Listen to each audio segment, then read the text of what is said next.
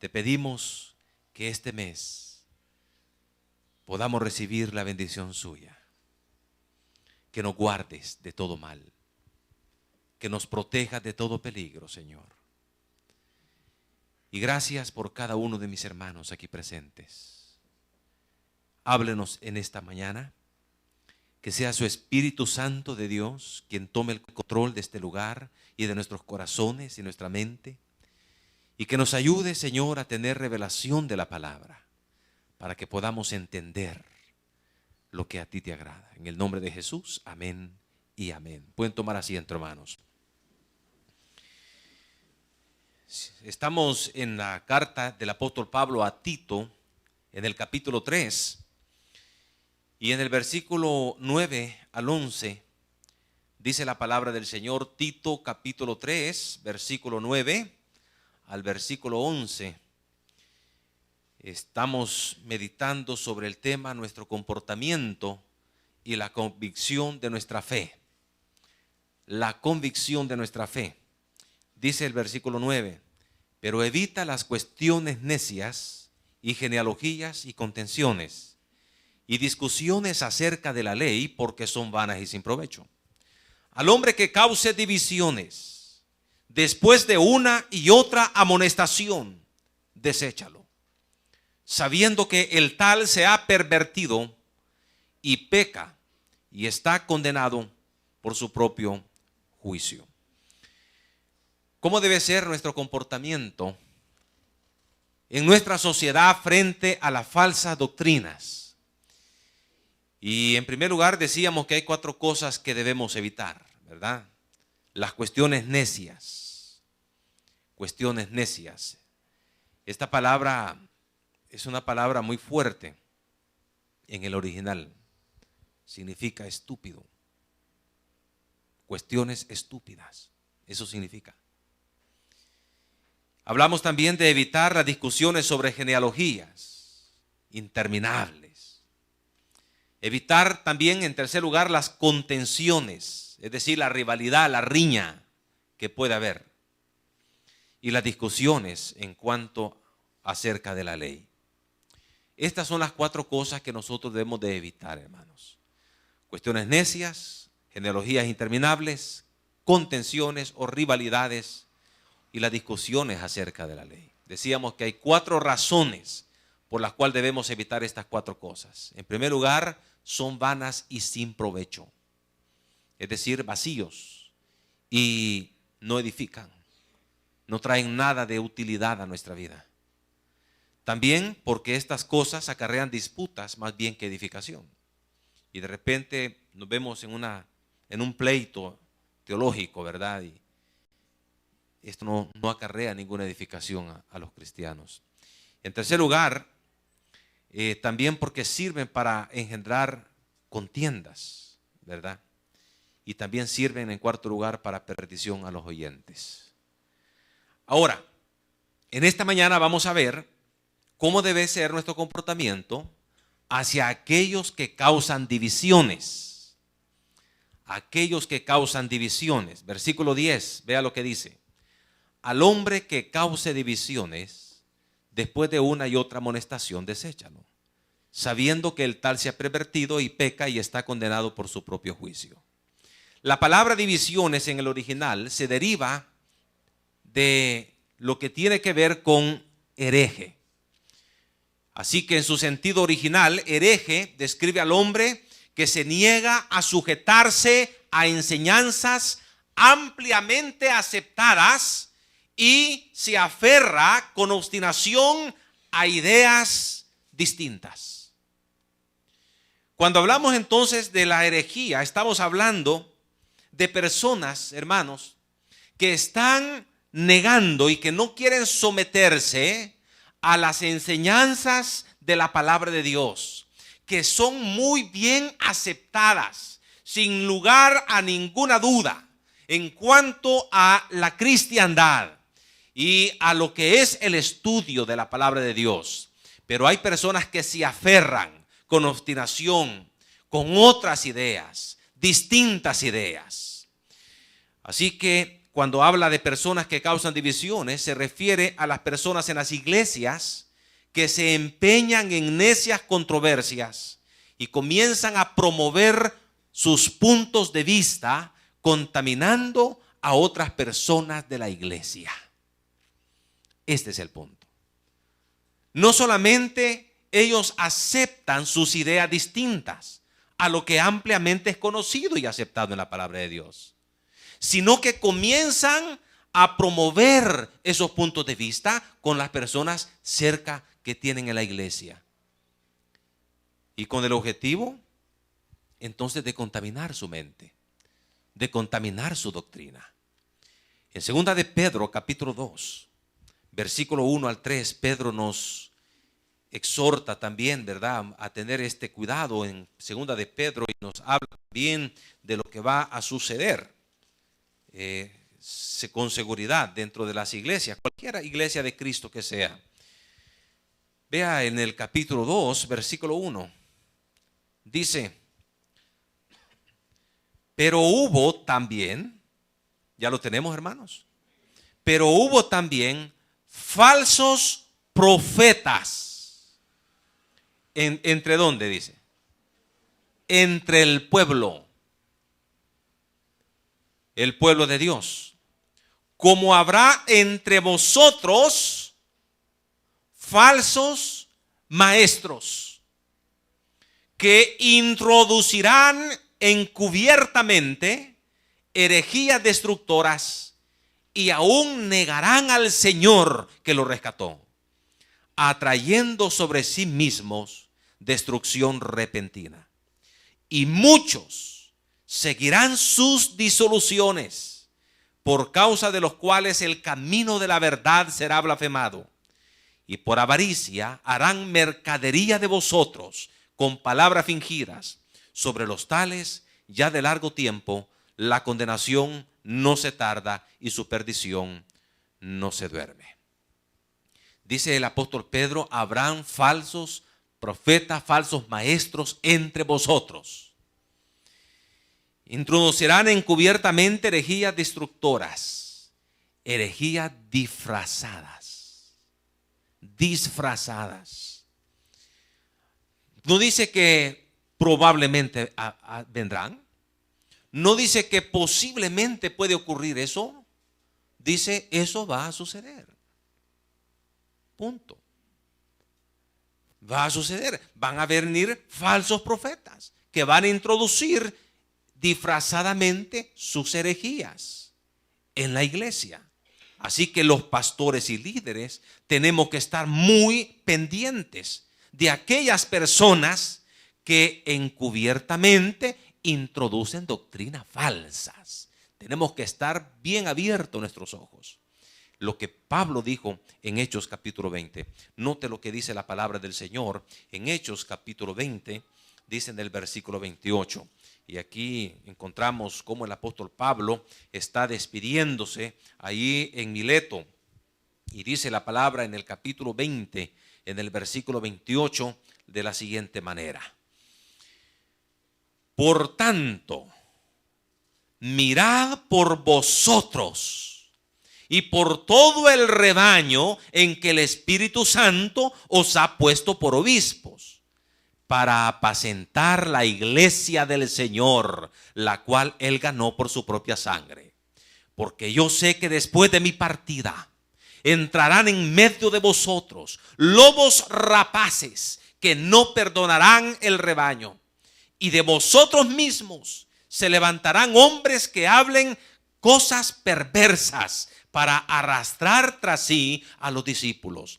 Por tanto, velad, acordándoos que por 3 años, de noche y de día, no he cesado de amonestar con lágrimas a cada uno. Y ahora, hermanos, os encomiendo a Dios y a la palabra de su gracia que tiene poder para sobreedificaros y daros herencia entre todos los santificados. Qué tremendo. Me temo que después de mi partida, yo sé, dice el apóstol Pablo, que vendrán lobos rapaces, no perdonarán el rebaño. Así que nosotros debemos de estar velando y muy abiertos los ojos, porque habrán falsos maestros y hay que tener mucho cuidado. Es nuestra responsabilidad velar. Es nuestra responsabilidad velar. Fíjense, hermanos, que yo he tenido conocimiento de personas, miembros de la iglesia, que han conocido al Señor, han aceptado a Jesús como su Salvador personal, sus nombres están escritos en el libro de la vida del Cordero. Se enamoraron de una jovencita, hacen planes de casarse, y para no perder de casarse con esta señorita, o también he conocido casos que una señorita conoce a un joven, ella es cristiana también. Entonces, para no perder esa relación, resulta que ya sea él o ella es creyente, es una hija de Dios, pero él no es creyente, sino que es católico. Entonces, para no perder eso, se casan por la iglesia, en la iglesia evangélica, y después se van a casar en la iglesia católica. Fíjese, para tener la bendición de la iglesia evangélica y tener la bendición de la iglesia católica. Situaciones tremendas. Por eso al principio hablamos de la convicción de nuestra fe. Ahora hay un programa de la iglesia católica. Y perdone, no es mi costumbre hablar de iglesias y no estoy hablando de señalando iglesias porque tengo que señalarlo. No es eso. Yo respeto cualquier denominación. Pero mi punto de vista no es mi denominación, es la palabra de Dios, el faro de luz que me va guiando a mí. Y tengo que hablar porque este es el tema de acá. Pero hay un programa que dice retornando a casa. Entonces hay pastores que vuelven a la iglesia católica. Dejan y renuncian al pastorado y regresan al Papa y dicen, miren, perdone, yo estaba equivocado porque realmente la iglesia católica es la iglesia que Jesucristo fundó y la iglesia que el Señor dejó. Hay hermanos pentecostales, hermanos bautistas que están regresando, estoy hablando de pastores que están regresando al catolicismo. Mire cómo es la situación, hermano. Y hay un puertorriqueño ahí que era pastor también del área más que todo de las pentecostal, y él regresa y ahora está diciendo todos los trucos. Mire, usted puede hablar que no le impacte, dicen los evangélicos. Estos evangélicos allá andan de casa en casa evangelizando a las personas y no saben más que 5 versículos nada más. A ellos les enseñan 5 versículos nada más de la Biblia. Y entonces la pantalla uno, dije, como católico. Y comienza a hablar muchas cosas. Personas, hermanos, que retroceden y se van a la falsa doctrina. Entonces, ¿qué nosotros encontramos? Es nuestra responsabilidad como pastores velar por el rebaño. Es común a veces, ¿verdad? Personas que no han crecido espiritualmente poder irse a otra iglesia, pero busca la misma fe y doctrina. Ahora, gracias al Señor, nosotros hasta el momento, porque puede ser que se dé, no hemos tenido ese tipo de problema. O se va al mundo la persona, o se va a otra iglesia, pero nunca a una falsa doctrina, conociendo la verdad, conociendo la palabra, no se va. No hemos tenido una experiencia así nosotros, estoy hablando de nosotros. Pero se dan estas situaciones. Así que cuando nosotros vemos que hay alguien que va en otro lado, en otra doctrina, ya saliéndose de la palabra, saliéndose de la verdad, entonces nosotros nos acercamos y hablamos, hermanito, mire, fíjese que vea lo que dice la Biblia, mire, esto es lo que dice la palabra de Dios. Ahora, no podemos detener a nadie, mi hermano. No se puede detener a nadie. Personas que encierran y bueno, ni modo, ¿verdad? Pero ya ellos. Ahora, no solamente nosotros somos responsables de velar por las ovejas, sino que cada ovejita, cada miembro está en la misma responsabilidad de velar por sí mismos. Note lo que dice en el versículo 11 de capítulo 20 de Hechos, versículo 11. 11.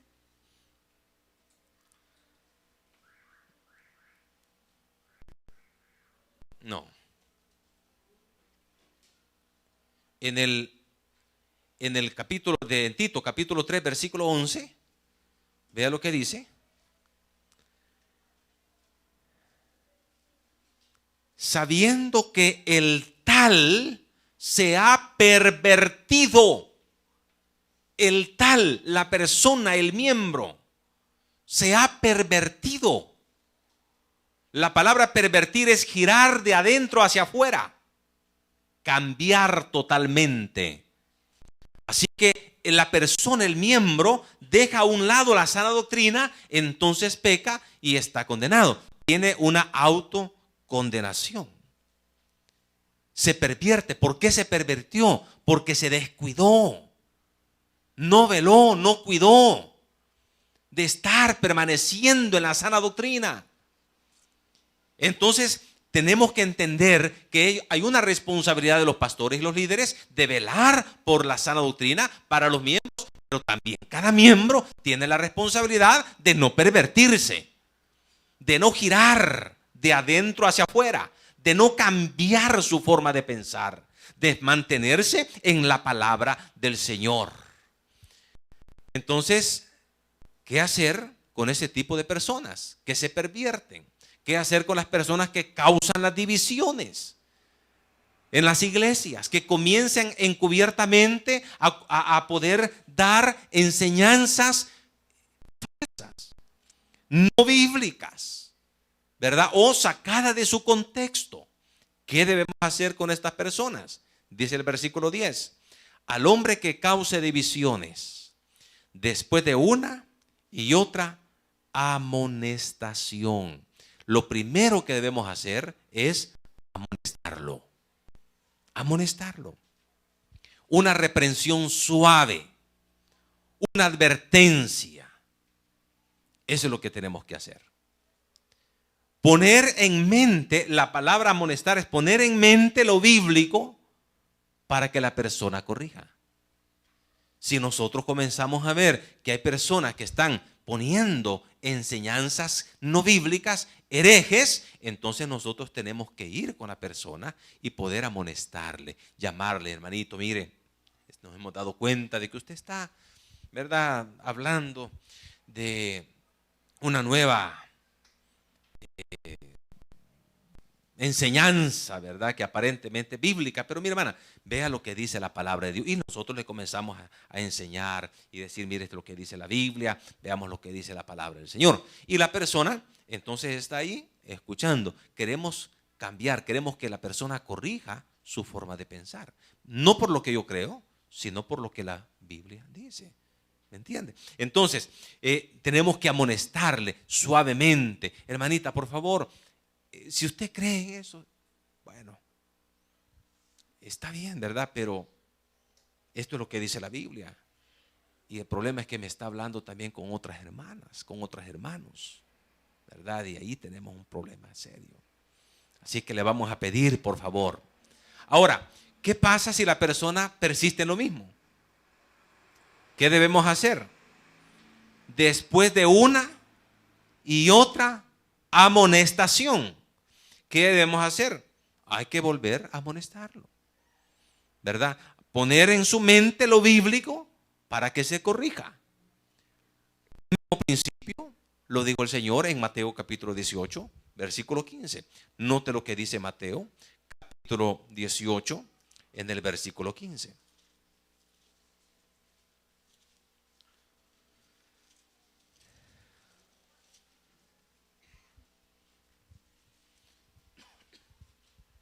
Vea lo que dice la palabra. Por tanto, si tu hermano peca contra ti, ¿qué dice? Ve y repréndele, amonéstalo, estando tú y él solos. Si te oyere, has ganado a tu hermano. Solos. Primeramente lo trae, lo sienta y habla con él a solas y lo amonesta. Pero ¿qué pasó si persiste en la misma situación? Vea lo que dice el versículo 16.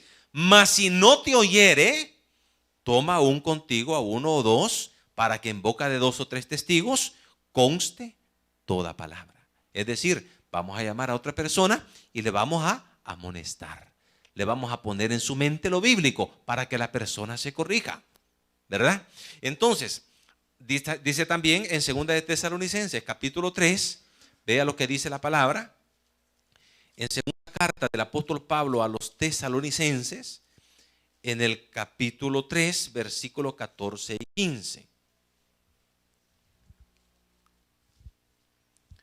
Dice la palabra: si alguno no obedeciere, si alguno no obedece a lo que decimos por medio de esta carta, a este señaladlo, a este señaladlo, es decir, amonestarlo.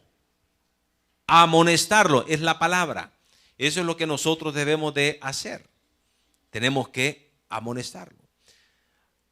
Ahora, ¿qué pasa si persiste la persona en la misma acción, en el mismo pensamiento, y siempre sigue hablando con las personas, contaminando a otras personas? Ya hablamos con él la primera vez, ya hablamos con otros hermanos también con la persona, y la persona insiste en lo mismo. Y entonces, ¿qué debemos hacer? Deséchalo. Es lo que dice la palabra en el versículo 10. Al hombre que cause divisiones, después de una y otra amonestación, deséchalo. Deséchalo. Dejarlo a un lado. Mantenerse alejado de él. Eso es lo que dice. Y también en Tesalonicenses, en el capítulo 3, en su segunda carta, en el versículo anterior que estábamos leyendo, dice en el versículo 3, capítulo 3, versículo 14: si alguno no obedece a lo que decimos por medio de esta carta, a este señaladlo y no os juntéis con él, para que se avergüence, mas no lo tengáis por enemigo, sino amonestadle como hermano. Fíjese, tenemos que desecharlo, tenemos que ponerlo a un lado. Eso no quiere decir que nosotros vamos a hacer lo que hacen las personas de las falsas doctrinas. Cuando expulsan a uno de sus miembros porque ha quebrantado alguna regla interna, ¿sabe qué hacen, hermano? Ya no le hablan. No le hablan, no le dirigen la palabra. Los pueden encontrar y no le dirigen el saludo. Les cortan totalmente el saludo. No le hablan. Es marginado totalmente.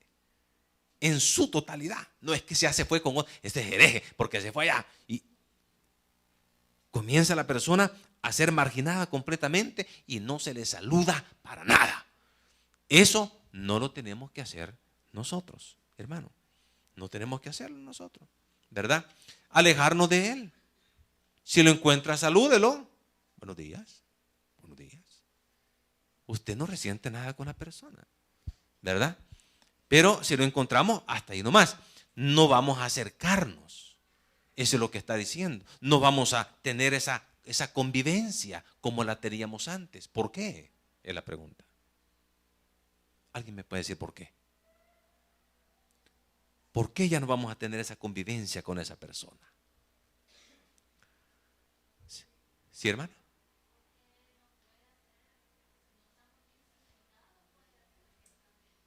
Por eso. Gracias, hermano. Por eso. ¿Me entiende? Mire, cuando hay una gota que está cayendo constantemente en la roca, una gotita, solo es una, y una gotita, mi hermano. Bueno, una de las torturas nazis que hacían era que ponían a una persona parado y le estaba cayendo una gotita aquí. Una gotita, las 24 horas del día. En la roca le hace un hoyo. Aquí lo vuelven locos. se desquicia la persona. Entonces, lo mismo, la falsa doctrina, la falsa enseñanza, lo mismo. Entonces, por eso dice, no os juntéis. Vea lo que dice en Romanos, capítulo 16. Romanos, capítulo 16. Dice la palabra del Señor en el versículo 17. Si usted ya lo tiene, me puede decir amén. Mas os ruego, hermanos, que os fijéis en los que causan divisiones y tropiezos en contra de la doctrina que vosotros habéis aprendido, y que os apartéis de ellos. Porque tales personas no sirven a nuestro Señor Jesucristo, sino a sus propios vientres, y con suaves palabras y lisonjas engañan los corazones de los ingenuos. Por eso dice la palabra, alejarse de ellos, no acercarnos con ellos, apartarnos de ellos. En segunda de Juan, en el versículo 9, solo tiene un capítulo, vea lo que dice en las últimas cartas, ¿verdad? Antes de llegar a Apocalipsis, en Juan capítulo, en segunda de Juan capítulo, el versículo 9, dice la palabra del Señor de esta manera. Ya lo tenemos, hermanos. Cualquiera que se extravía. Fíjese esa palabra, extraviarse. ¿Qué quiere decir? Que iba en el camino correcto, pero de repente se extravió, se perdió. Cualquiera que se extravía y no persevera en la doctrina de Cristo, no tiene a Dios. El que persevera en la doctrina de Cristo, este sí tiene al Padre y al Hijo. Si alguno viene a vosotros y no trae esta doctrina, no lo recibáis en casa ni le digáis bienvenido, porque el que le dice bienvenido participa de sus malas obras. ¿Vamos a leer la palabra? No. Por supuesto que no. Es más, si necesita algo, yo le puedo ayudar, pero no me voy a meter. ¿Me entiende? ¿Y acaso no nos mandó el Señor a amar pues a todo el mundo? El Señor nos ha dicho que debemos de amar, ¿verdad? A las personas, a los amigos, a los enemigos, a todas las personas. Pero una cosa es que yo les ame, les hable, les salude, y otra cosa es que venga, comamos y sentémonos, hermano. Son dos cosas diferentes. Entonces dice, deséchalo a la persona.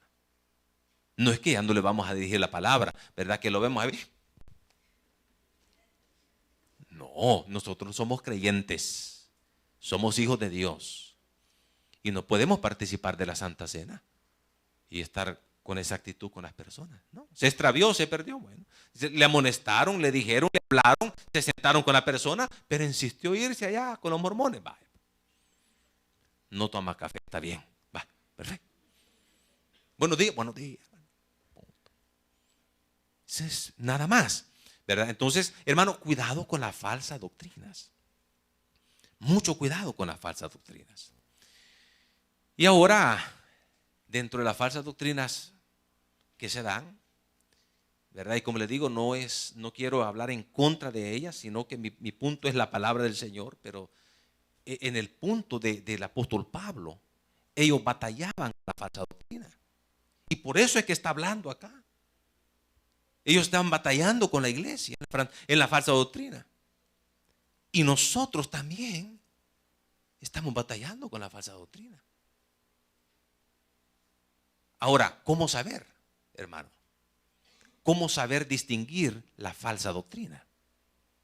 Mire, no tenemos el tiempo, pero hay un montón de puntos donde usted puede identificar la falsa doctrina, ¿verdad?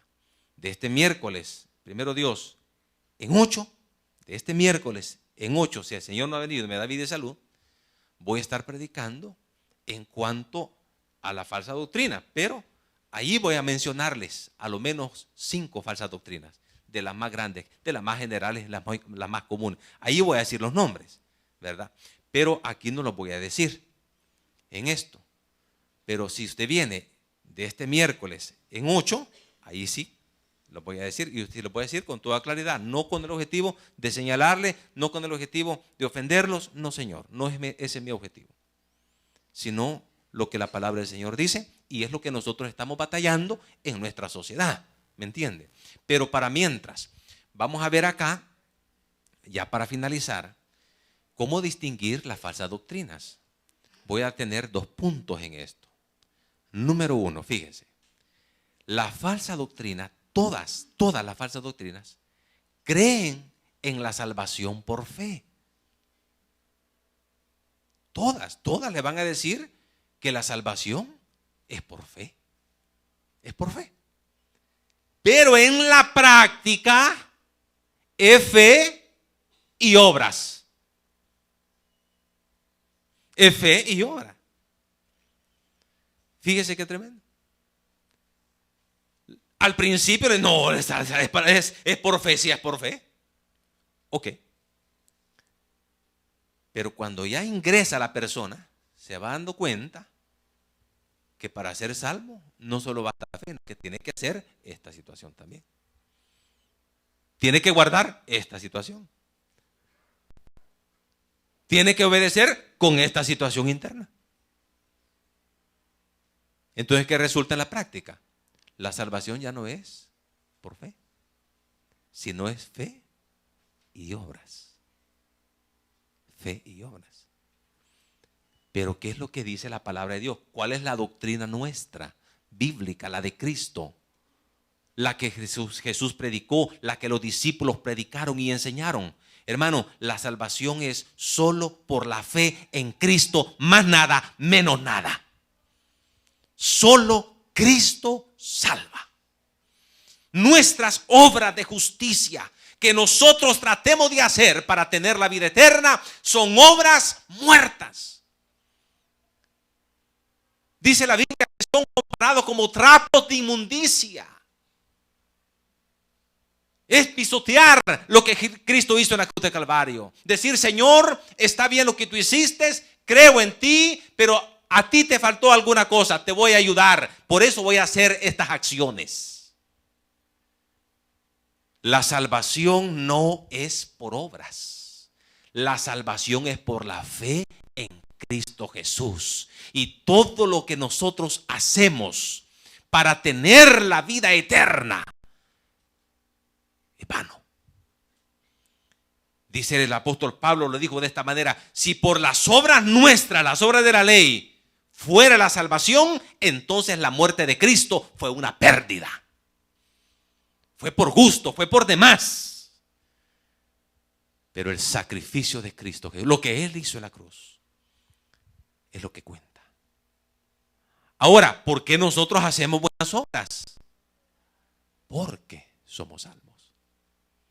No es que hacemos buenas obras para ser salvos, sino porque somos salvos.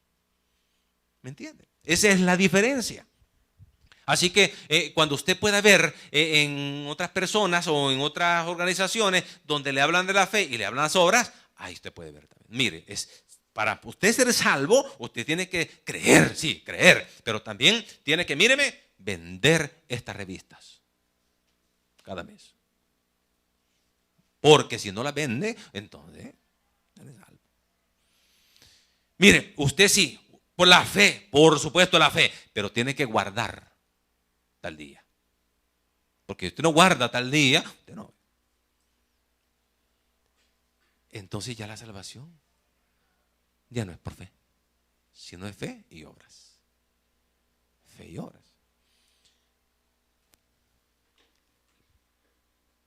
En segundo lugar, todas las falsas sectas tienen 2 fuentes de autoridad. Todas. Tienen 2 fuentes de autoridad. La Biblia es una de ellas. Y los escritos son otras.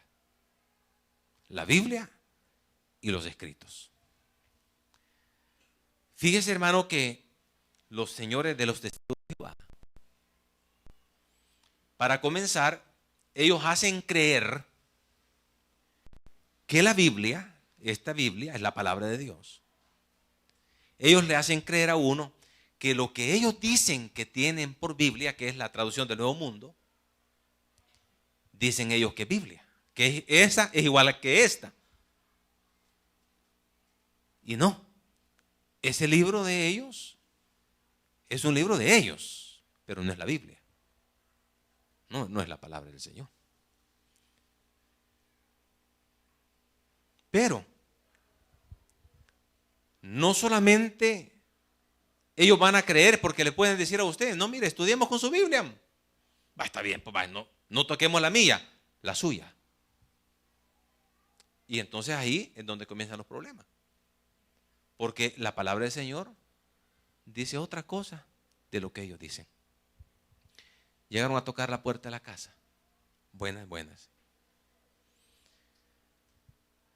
Y me dice una señora, venimos a hablarle, me dice, y ya comenzaron a hablar, ¿verdad?, de las cosas que van a suceder, etcétera, etcétera, etcétera. Y yo oyéndole. Al final, me dice, ¿qué opina usted de todo esto? Usted tiene toda la razón, le dije. Toda la razón. ¿Verdad? Me dijo. Sí. ¿Y sabe por qué tiene toda la razón? Porque todo lo que usted cree y lo que usted habla está basada en ese libro que usted tiene en sus manos, le dije.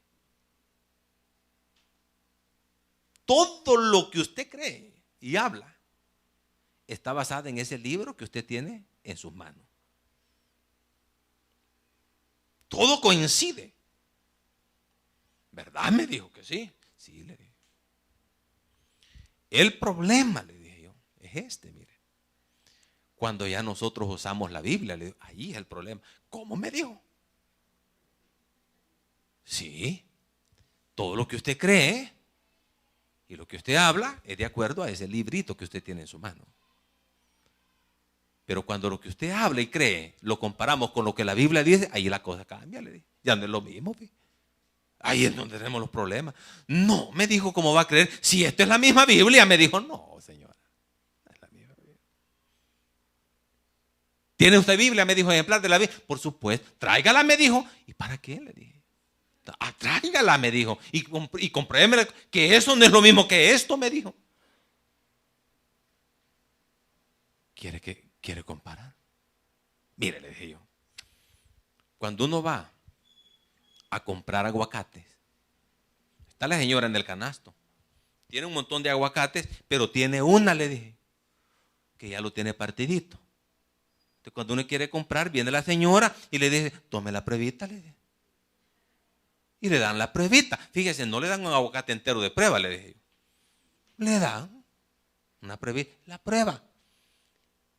¿Qué significa esa prueba? Le dije yo. Que con un poquito usted lo prueba y se da cuenta que así como esa pruebita, pues así son todos, porque todos los aguacates que tiene de ahí son del mismo palo. Entonces, por eso es que con una pruebita basta. Esta es una persona honrada, porque hay otras que agarran el aguacate mejor, ¿verdad? Y de otro palo le ponen ahí lo demás. Pero bueno, esa es otra cosa. Pero se cree que con la pruebita todos los aguacates son del mismo palo, entonces tienen el mismo sabor. Esto es igual, le dije yo, con una pruebita. No es necesario pasar profundidad, no, solo con una pruebita y usted va a bastar que que es la palabra de Dios, no es lo mismo que usted tiene ese libro en sus manos. Compruébemelo, me dijo. ¿Quiere que lo compruebe? Le dije, sí, va. Y saco del vehículo, estaba bien la cochera, la Biblia. Vaya, le dije.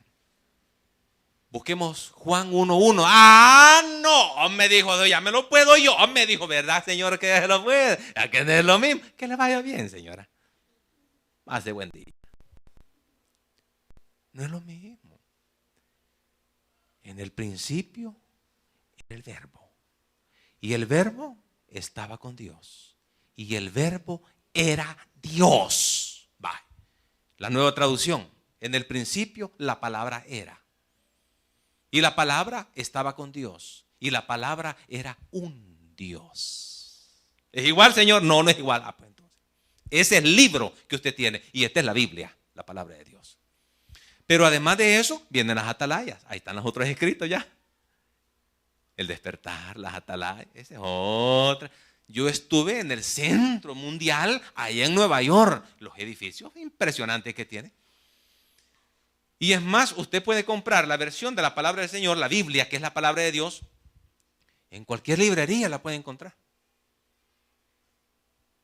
Yo le doy $10 y me va a comprar a cualquier librería la traducción del Nuevo Mundo, a ver si lo compra. ¿Y sabe qué le van a decir? No, es que la palabra no se vende, le digo. Mire, ¿y por qué las Atalayas así las vendían antes?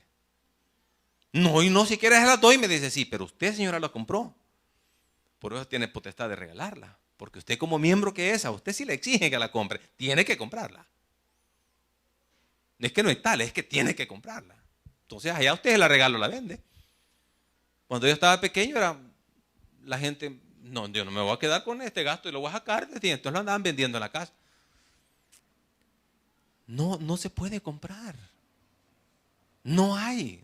No lo pueden vender. Solamente la fabrican ellos. Porque si no se meten en problemas con el gobierno. Porque están vendiendo un libro que no es aprobado por las Sociedades Bíblicas Unidas. Los mormones. Aquí teníamos un diácono nosotros. Yo estudié con los mormones. Me dijo, ah, sí, sí. Y cuénteme por qué se salió, le dije. A mí me fascinó, me dijo. Me fascinó porque llegaron los elders, me dijo. Y comenzaron a darle consejo a mi hijo. Y yo estaba escuchándole y me gustó y me interesó y comencé a estudiar y estudié 2 años. ¿Y qué pasó? Le dije, ya no continué porque ya no me pareció. Me dije, ¿y el que no le pareció? Le dije yo. Así de metido, ¿verdad? ¿Y qué no le pareció, hermano? Perdóneme, hermano. Mire, me dijo. Al terminar 2 años enteros, estudiamos la Biblia, me dijo. 2 años enteros bien apegados a la Biblia. Pero después de 2 años, me dijo, vaya. Cerró la escritura, dice, y las puso. Vaya, hasta aquí, le dijo, vamos a estudiar la Biblia. Porque de aquí en adelante vamos a estudiar este libro, le dijo. No es este. Este es un ejemplo. Vamos a estudiar el libro Mormón. Del profeta, le dijo Smith. Unas tablas de oro que el Señor le inspiró y le dijo que fueran a buscarlo en tal lugar y las encontraron. Aquí está lo que Dios, la última revelación de Dios, lo dio al profeta Smith. 2 fuentes de autoridad: la Biblia y el libro Mormón. Los sabatistas. La Biblia. Enseñan. Predican. Bonito predican. Bonito. Yo fui allá a un ¿cómo se llama? A una funeral. Allá por Metapán. Estaba predicando un muchacho. Bonito. Pero ¿qué sucede con ellos? Es la Biblia y los escritos de las profecías de Elena White. Ahí le presenta la Elena White. Lo que Elena White dijo hace 100 años se está cumpliendo. Elena White habló de la ley dominical. Ya tenemos la ley dominical nosotros. La Biblia y los escritos de la Elena White. 2 fuentes de autoridad. Y para nosotros, ¿cuál es la fuente de autoridad? La Biblia. La palabra de Dios. No hay otra. No hay otra. Tenemos la palabra profética más segura, a la cual hacéis bien en estar atentos como una antorcha que alumbra en lugar oscuro. Dice. Qué tremendo. La palabra del Señor. Porque la palabra de Dios es viva y eficaz y más cortante que toda espada de 2 filos. Y penetra hasta partir el alma, las coyunturas y los tuétanos, y discierne los pensamientos y las intenciones del corazón. Toda la escritura es inspirada por Dios y es útil para enseñar, para corregir, para redarguir, para instruir en justicia, a fin de que el hombre de Dios sea perfecto, enteramente preparado para toda buena obra. Pero tú, le dice el apóstol Pablo, predica la palabra, insta a tiempo y fuera de tiempo, redarguye, reprende, exhorta con toda autoridad. La palabra de Dios. Es este libro nuestra única fuente de autoridad. La Biblia, las Sagradas Escrituras. En 1 de Pedro, capítulo 3, versículo 15.